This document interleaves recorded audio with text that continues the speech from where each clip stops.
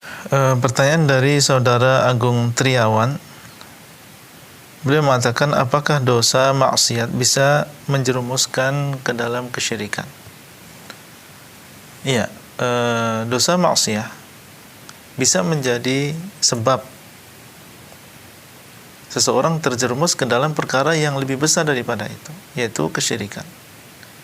Meskipun ya dosa dan juga maksiat ini jelas bukan termasuk syirik, dia adalah perkara yang berada di bawah syirik, yang dikatakan oleh Allah Azza wa Jalla, wa yaghfiru ma duna dzalika liman yasha', dan Allah mengampuni yang lebih bawah dari kesyirikan bagi siapa yang dikehendaki.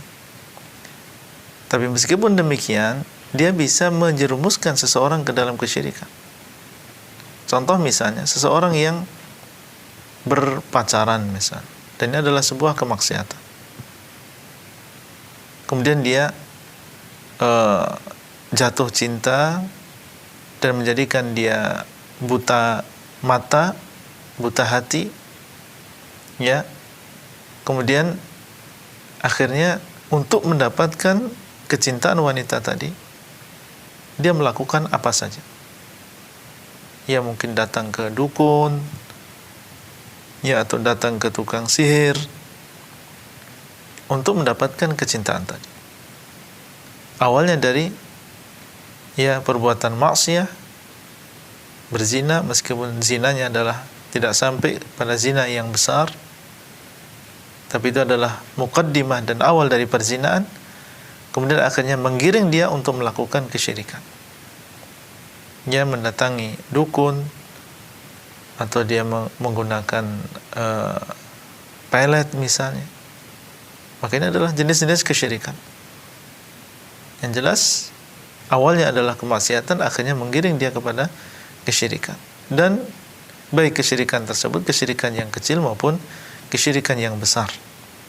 Mungkin saja kecintaan seseorang terhadap kemaksiatan itu menggiring dia untuk berbuat kesyirikan yang besar. Oleh karena itu seseorang berhati-hati, jangan dia bermudah-mudahan. Jangan dia bermudah-mudahan. Dan ada cerita bahwasanya di sana ada seorang ahli ibadah yang dia tukang adzan, dan di zaman dahulu orang yang melakukan adzan ini mereka naik ke tempat yang agak tinggi. Suatu saat ternyata dia melihat ya seorang wanita dari atas, dan dia jatuh cinta terhadap wanita tadi. Kemudian akhirnya dia mendatangi rumahnya dan mengungkapkan bahwasanya dia ingin menikahi, tapi ternyata wanita tadi adalah seorang Nasrani, sehingga dia mensyaratkan bersedia untuk dinikahi, tetapi dengan syarat dia ya dan seorang muslim tadi mau keluar dari agama Islam. Akhirnya dia keluar dari agama Islam, ya, dan murtad dari agamanya.